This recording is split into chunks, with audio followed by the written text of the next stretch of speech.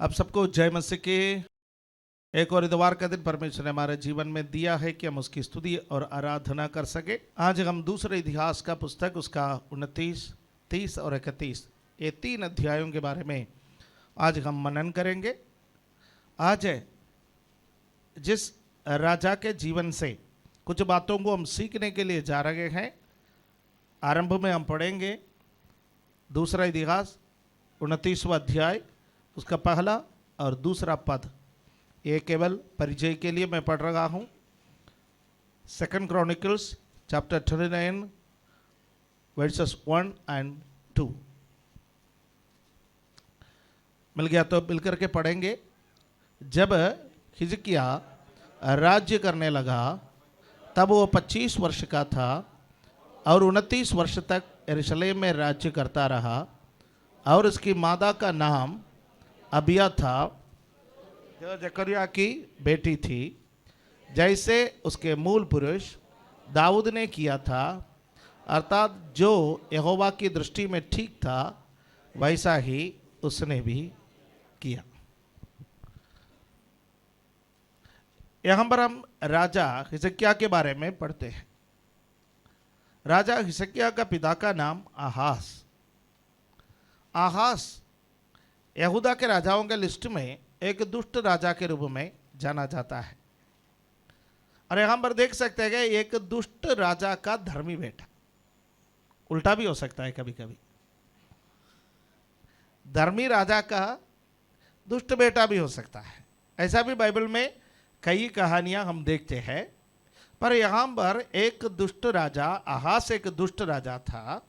उनका बेटा हिजकिय्याह जब राजा बना, उन्होंने धार्मिकता का काम किया है। और बाइबल में लिखा है मूल पिता के साथ उनका नाम जुड़ा हुआ है। मूल पिता कौन है? दाऊद। हालेलुया। हमारा भी एक मूल पिता है। हमारा एक सांसारिक पिता है, साथ में हमारा एक मूल पिता भी है। और वो मूल पिता प्रभु यीशु है। आमीन। उन्हीं से हमने जन्म लिया है। प्रभु यीशु ने हमें जन्म दिया है। कालवरी के क्रूस पर उनके बलिदान हमारे लिए एक नया रास्ता को खोल दिया है। बाइबल में लिखा है जितनों ने उस पर विश्वास किया उनको परमेश्वर का संतान होने का अधिकार मिला है। प्रभु यीशु मसीह पर हमने विश्वास किया, हमने नया जन्म पाया है। तो हमारा मूल पिता कौन हो गया? प्रभु यीशु। अब हमें चुनाव करना है, संसारिक पिता के अनुसार चलना है या मूल पिता के अनुसार चलना है। हमें से कई लोगों का संसारिक पिता हमारा मूल पिता का स्वभाव के अनुसार से नहीं चल रहा है। पर परमेश्वर ने हमें चुना, परमेश्वर ने हमें बुलाया है, तो हमें किसके अनुसार चलना चाहिए? मूल पिता के अनुसार चलना चाहिए। हिजकिय्याह के जीवन में दबाव बहुत रहा होगा आहास के समान चलने के लिए। बहुत सारे लोगों ने उसको बोला होगा, भाई तुम अपना पिता से डाइवर्ट होकर के, अलग होकर के तू क्यों चल रहा है? पर उसने एक ही बात कहा है कि मैं मेरा मूल पिता के अनुसार चल रहा हूं। एक व्यक्ति को परमेश्वर ने नमूना बना दिया है। एक व्यक्ति को परमेश्वर ने क्या बना दिया है? नमूना है। बाकी सब कॉपी है। फर्स्ट कॉपी भी है, सेकंड कॉपी भी है, डुप्लीकेट भी है। राइट? एक ओरिजिनल है। दाऊद का राज्य, दाऊद को परमेश्वर ने राजगद्दी पर रखा। बाकी राजाएं जो भी उनके बाद आने वाला राजाएं हैं, उनको दाऊद को एक नमूना बना करके परमेश्वर ने पेश किया।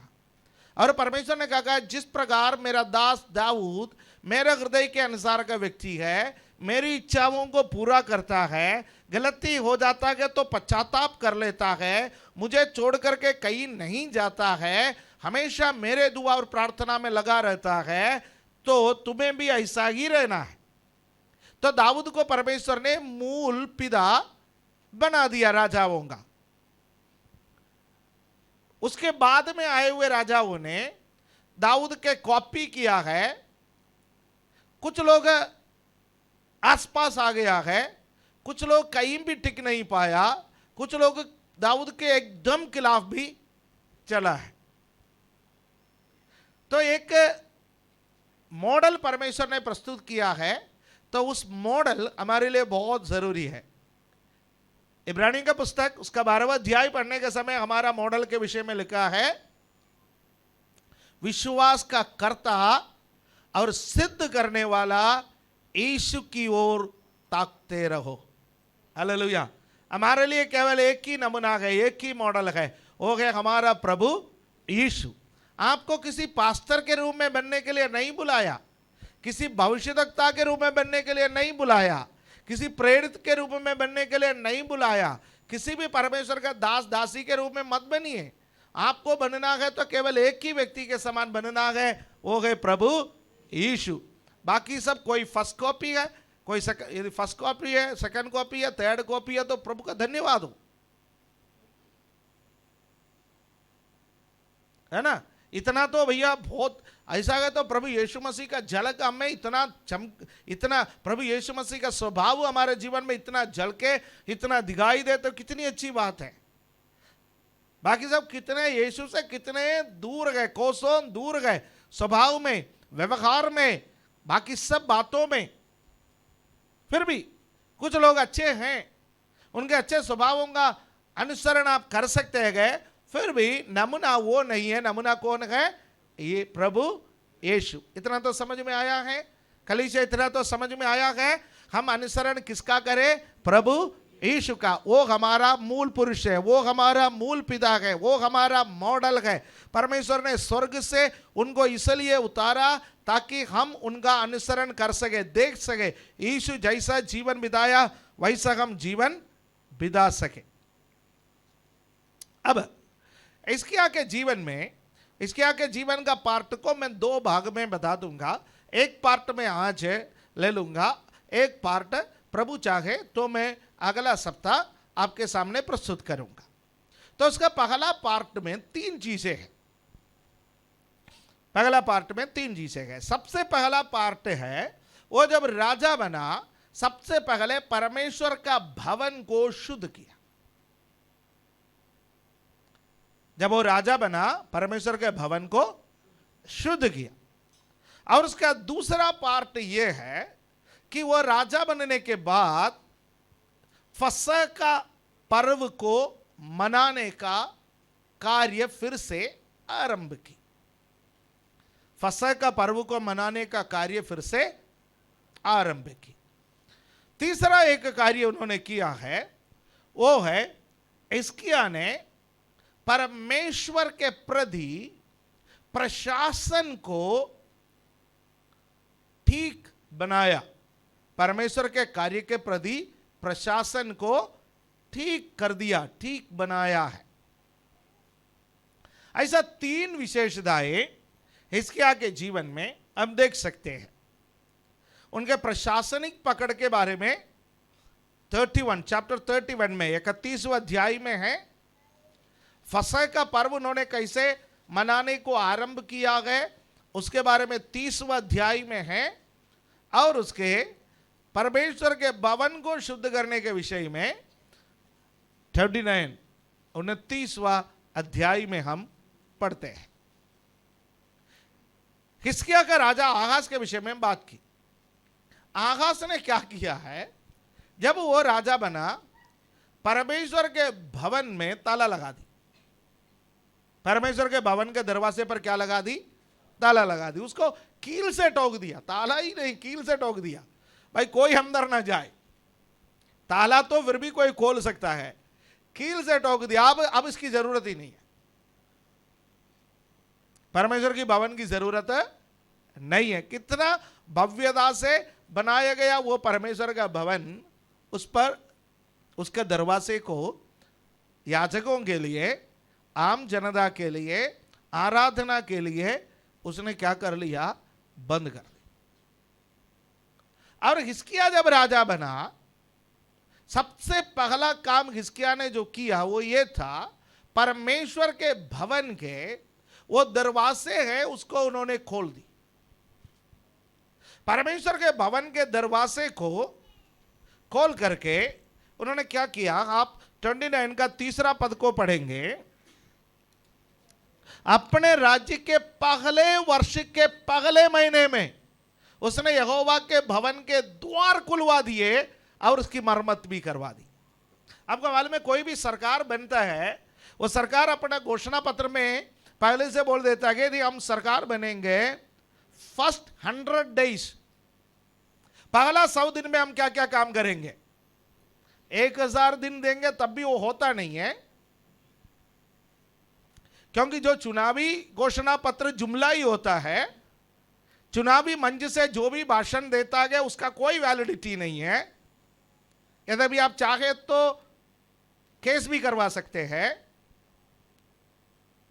फिर भी चुनावी जो घोषणा जहां कहीं से भी किया जाता है उसका कोई महत्व नहीं है। कर भी सकता है, नहीं भी कर सकता है। मिल गया तो ठीक है, नहीं मिल गया तो 5 साल में आप सब कुछ भूल ही जाएंगे, फिर वही टप्पा लगाओगे। ये सारे राजनीतिक लोग जानता है। यहां पर हिजकिय्याह जब राजा बना, अपने राज्य के पहले वर्ष के पहले महीने में उन्होंने जो कार्य किया, प्राथमिकता, फर्स्ट 100 डेज प्राथमिकता होता है। यहां पर राजा के जीवन के पहला वर्ष है, उसका प्राथमिकता ये होता है, पहले मुझे क्या करना है। अरे कहा हिजकिय्याह ने सबसे पहले उसका घर बनवाने का काम नहीं किया। हिजकिय्याह ने बाकी और शत्रुओं के संहार का काम नहीं किया। दूसरा देश पर हमला करके अपना संपत्ति बढ़ाने का काम नहीं किया। पहले वर्ष के पहले महीने में परमेश्वर का जो भवन बंद पड़ा था, वो भवन को खुलवा दिए और उसके मरम्मत की। विश्वास जीवन में जो काम पहले करना उसको पहले कर लीजिए। लोग बोलते हैं कि मुझे आशीष मिलेगा तो मैं करूंगा। प्रभु पहले मेरे ये बीमारी को चंगा करेगा, मैं करूंगा। पहले प्रभु मुझे ये एडमिशन देगा, मैं करूंगा। पहले प्रभु मेरे ये नौकरी को पक्का करेगा, फिर मैं करूंगा। पहले प्रभु मेरे बच्चों का शादी करा देगा, फिर मैं करूंगा। पहले प्रभु मेरा ये करेगा तो मैं प्रभु के लिए करूंगा। मेरे प्यारे भाइयों बहनों, विश्वास जीवन में जब आप आते हैं, सबसे पहला काम परमेश्वर के लिए आपका और मेरा उत्तरदायित्व बनता है, उसको कर लीजिए। हालेलुया, आमीन। हिजकिय्याह ने यह नहीं सोचा कि मैं कितना वर्ष तक राज्य करूंगा। हिजकिय्याह ने दूसरा किसी भी चीज को प्रसन्न करने के लिए कोशिश नहीं की।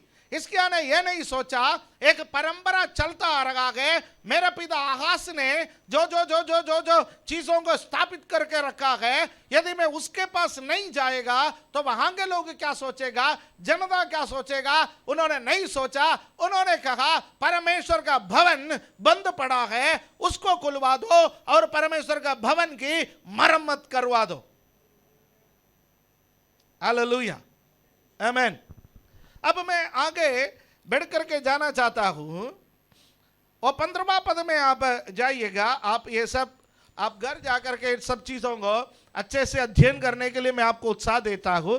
इन्होंने अपने भाइयों को इकट्ठा किया और अपने अपने को पवित्र करके राजा की उस आज्ञा के अनुसार जो उसने यहोवा से वचन पाकर दी थी, यहोवा का भवन शुद्ध करने के लिए भीतर गए। लेवियों परमेश्वर के भवन में घुसने से पहले अपने आप को शुद्ध किए।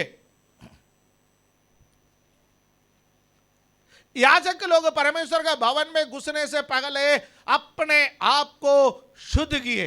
हालेलुया, आमीन। हमारे जीवन में परमेश्वर की आराधना करने के लिए आने से पहले शुद्धता पाने की जरूरत है। हम सब सांसारिक जीवन में बहुत व्यस्त रहता है, सांसारिक बातों में घुसे रहता है। इसलिए आराधना में आने से पहले, प्रार्थना में बैठने से पहले, प्रतिदिन बाइबल पढ़ने से पहले, प्रतिदिन का मनन से पहले अपना सांसारिक बातों से आपको थोड़ा सा अलग होने की जरूरत है। नया नियम में हम हर वक्त पवित्र गए, हर जगह में पवित्र गए, हर जगह में हम परमेश्वर का नाम लेकर के चलते गए। ये बात का मैं इनकार नहीं कर रहा हूं। उसके बावजूद भी जिन लोगों के बीच में हम बैठते गए, उनसे जो सुनते गए, वो आत्मिक उन्नति देने वाली बातें नहीं है। हम हमारे मोबाइल इस्तेमाल करते गए, जो भी चीजें हमको दिखाई देता गए, वो हमारे आत्मिक उन्नति देने वाली बातें नहीं गए। समाज में चलते गए, हमारा दफ्तर के वातावरण, हमारे काम के जगह के वातावरण, इस संसार में हम जो घूमते फिरते गए, वो सब हमारे आत्मिक उन्नति का वातावरण नहीं है। इसलिए एक विश्वासी को चाहिए प्रतिदिन कम से कम परमेश्वर के उपस्थिति में प्रवेश करने से पहले, परमेश्वर के साथ समय बिताने के लिए निर्णय लिया हुआ, उससे पहले थोड़ा समय अपने आप शुद्धता में समय बिताए। अपने आप को जांचिए, मेरे जीवन में कोई पाप है, पिछले समयों में मेरे जीवन कैसा था, मेरा पुराना जीवन कैसा था, पिछले महीने में मैंने कैसे जीवन बिताया, पिछले सप्ताह में मैंने कैसे जीवन बिताया, पिछले घंटे में मैंने कैसे जीवन बिताया। परमेश्वर के सामने प्रतिदिन अपने आप को जांचे। यदि कोई कमी गठी आया है, यीशु का लहू हमारे लिए पर्याप्त है। हालेलुया। इस बात को ध्यान रखें, जीवन में कमी घटी है, बाइबल छोड़ करके मत भागिए। जीवन में कमी घटी है, आराधना को छोड़ के मत भागिए। जीवन में कमी घटी है, प्रभु को छोड़ करके मत भागिए। यदि जीवन में कमी घटी है, वचन में लिखा है, उसका पुत्र यीशु का लहू हमारे सारे पापों से धोकर हमें शुद्ध करता है। हालेलुया। 24 घंटे वो लहू आपके लिए और मेरे लिए उपलब्ध है। हालेलुया। जब चाहे हम उसके पास जा सकता है। जब कभी भी हमको महसूस होता है कि मैं अयोग्य हूं, मैं अशुद्ध हूं, तुरंत हम उसके पास जा सकते हैं। हालेलुया। आमीन। एक लहू, और दूसरा परमेश्वर का वचन हमारे लिए पर्याप्त है। आमीन। यशायाह नबी ने जब परमेश्वर का दर्शन देखा, यशायाह नबी ने जब परमेश्वर का दर्शन देखा, उन्होंने कहा, हाय मैं अशुद्ध मनुष्य हूं, मैं मर गया, मैं अशुद्ध होठ वाला मनुष्य हूं, अशुद्ध होठ वाला लोगों के बीच में मैं रहता हूं। मेरा बोलना ठीक नहीं, मेरा देखना ठीक नहीं, मेरा चलना ठीक नहीं, मेरा जीवन में गड़बड़ियां हैं। यशायाह नबी का पुस्तक 6 अध्याय में तुरंत एक स्वर्गदूत बलिवेदी से एक आग के अंगारे को ले लिया और उसके होठों को छू लिया और कहा, अब तू शुद्ध हो गया है। प्रभु यीशु मसीह ने अपने चेलों से कहा, उस वचन से तुम शुद्ध हो गए हो जो मैंने तुमसे अभी कहा। हालेलुया। प्रभु यीशु मसीह का लहू आपको शुद्ध करता है, उस प्रकार प्रभु का वचन भी आपको शुद्ध करता है। हालेलुया। इस वचन के लिए प्रभु का धन्यवाद करें जो हमारे हाथों में प्रभु ने दिया है। हालेलुया। अलग अलग रूप में यह वचन प्रभु ने हमारे हाथों में दी है। इसको घर पर रखना है तो बड़े बाइबल है, इसको जेब में रखना है तो छोटे बाइबल है, उससे भी छोटे चाहिए तो अलग अलग सुसमाचार, अलग अलग वचन लिखे हुए पर्चियां प्रभु ने हमारे हाथों में थाम दी ताकि यह वचन हमें शुद्ध कर सके। हालेलुया। इसलिए इस वचन से प्यार कर लीजिए। आमीन। यहोवा का भवन शुद्ध होना चाहिए, यहोवा का भवन को शुद्ध करना चाहिए। हालेलुया। आमीन। और उन लोगों ने क्या किया है, उसका 16वां पद में क्या लिखा है, 16वां पद में लिखा है, तब याजक यहोवा के भवन के भीतरी भाग को शुद्ध करने के लिए उसमें जाकर यहोवा के मंदिर में जितनी अशुद्ध वस्तुएं मिली उन सबको निकालकर यहोवा के भवन के आंगन में ले आए और लेवियों ने उन्हें उठाकर बाहर किद्रोन के नाले में पहुंचा दिया। मैं जब यह वचन पढ़ने के समय एक बात मुझे चकित कर दिया, वो यह चीज है, यहोवा के भवन के अंदर, मंदिर के अंदर, यहोवा के मंदिर में जितनी अशुद्ध वस्तुएं मिली, किवाड़ बंद था पर अशुद्ध वस्तुएं अंदर थी। किसी ने तो अशुद्ध वस्तुओं को अंदर लेकर के गए, बाहर से देखने से कुछ दिखाई नहीं दे रहे थे, बाहर से भवन दिखाई दे रहा था, बाहर से देखने का समय लग रहा था सब ठीक ठाक है, थोड़ा व्हाइट वॉश हो जाए तो अच्छा हो जाएगा, थोड़ा मरम्मत हो जाए तो अच्छा हो जाएगा। पर जब अंदर प्रवेश किया, याचकों को अशुद्ध वस्तुएं मिली। आपके और मेरा जीवन बाहर से देखने के समय अच्छा है, स्तुति है, आराधना है, बाइबल के वचनों को जानता है, ताली बजाता है, हालेलुया बोलता है, उपवास है, प्रार्थना है, पर अंदर घुस करके देखिए, ये हृदय के अंदर घुस करके देखिए, जहां पर परमेश्वर का सिंहासन होना है उस स्थान पर घुस करके देखिए। बहुत सारे लोग इतवार के दिन आराधना में आता है, बाहर बाहर घूम करके चला जाता है, पर आज परमेश्वर आपको उत्साह दे रखा गया, भवन के अंदर घुस करके देखिए, वहां पर अशुद्धि मिलेगा, वहां पर पाप मिलेगा, वहां पर गंदगी मिलेगा, शैतान लेकर के रखे हुए वो चीजें मिलेंगे, उसको बाहर निकाल करके आंगन में लेकर के आइए। वो आपके अंदर रहने के लिए परमेश्वर ने नहीं बनाया, जो नाले में रहने के लिए बनाया उसको नाले में रहने दो। जो आपके अंदर रहने के लिए पवित्र आत्मा काफी है। हालेलुया। नाले के चीजें अंदर, नाले में क्या मिल सकता है? गंदगी के अलावा नाले में कुछ है? जो नाले में होना चाहिए वो परमेश्वर के भवन के अंदर आया, और याजकों को पता चला ये अशुद्ध वस्तुएं हैं, वो बाहर रोशनी में लेकर के आया। लेवियों ने कहा इसका स्थान नाले में है, हम इसको नाले में फेंक करके आएंगे। आज कोई तो हिम्मत करे अपना हृदय के अंदर नाले वाली वस्तुओं को निकाल करके नाले में फेंकने का। कोई तो हिम्मत करे अपना हृदय के अंदर से अशुद्धि को निकालने के लिए। ये अशुद्धि आपका उधर रहेगा, आपका जीवन को खराब करेगा, आपका परिवार को खराब करेगा, आपको पता नहीं चलेगा कब आप बर्बाद हो गए। मेरे प्यारे भाइयों बहनों, आज पवित्र आत्मा हमें सुबह प्रचोदित कर रहा है, गंदगी को निकालो। राजा दाऊद परमेश्वर के उपस्थिति में बैठ करके कहा, प्रभु मुझ में कोई गलती है, मुझ में कोई अपराध है, मुझ में कोई पाप है, उसको निकाल दो। मैं एक पवित्र व्यक्ति बनना चाहता हूं। हालेलुया। मैं यीशु मसीह का उदाहरण आपको बताना चाहूंगा। यीशु मसीह ने अपना सेवकाई के शुरुआत में मंदिर को साफ किए। यूहन्ना के सुसमाचार में आप पढ़ते हैं, यीशु मसीह ने अपना सेवकाई के अंत में मंदिर को साफ किए। मैं कई बार मन में सोचता हूं, एक बार साफ किया हुआ मंदिर, यीशु मसीह सांसारिक रूप में यहां होने के, शारीरिक रूप में यहां होने के बावजूद वो मंदिर दोबारा शुद्ध हो गया। यीशु को दोबारा साफ करना पड़ा। इसका अर्थ क्या है?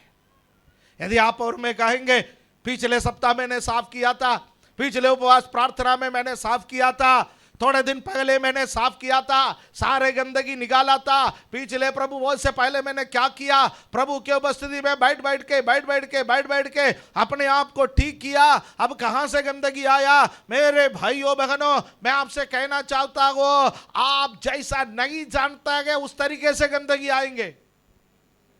आपको बता के कोई गंदगी नहीं आएंगे, आपको बता के कोई अशुद्ध वस्तु नहीं आएंगे, वो अपने आप आएंगे, आपके हृदय के अंदर जम जाएंगे, वहां पर बैठेंगे। आज पवित्र आत्मा की रोशनी में उसको बाहर निकाले। हालेलुया। यीशु ने क्या किया? मंदिर को शुद्ध किया। उसके बाद क्या कहा? मेरा घर प्रार्थना का घर कहलाएंगे। तुमने उसको क्या बना दिया? डाकुओं का खोख बना दिया।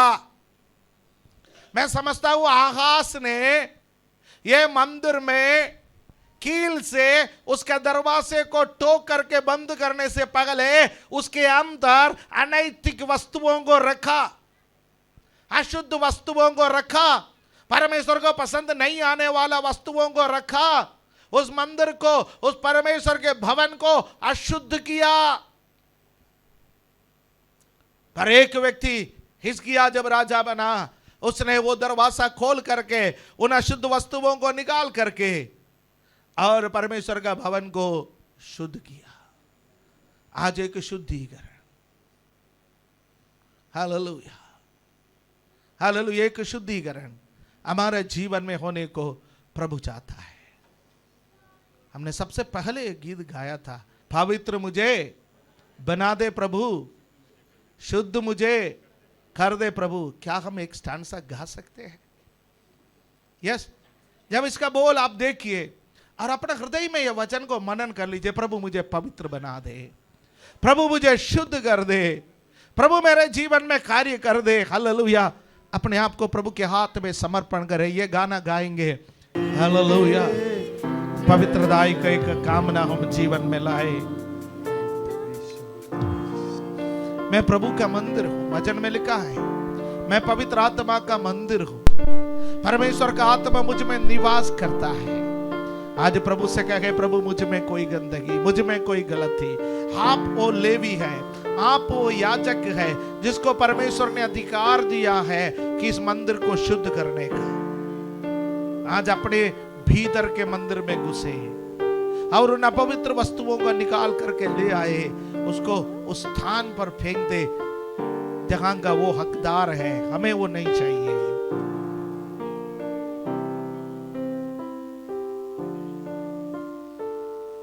प्रभु तेरा धन्यवाद, आज का वचन से आपने हमसे बातें की, हम धन्यवाद करते हैं। प्रभु जी हमारे जीवन में कार्य कीजिए, हमें शुद्ध कर दीजिए, पवित्र कर दीजिए, आपके जैसा बना दीजिए। धन्यवाद देते हैं प्रभु यीशु मसीह के पवित्र नाम से हम मांगते हैं, आमीन, हालेलुया।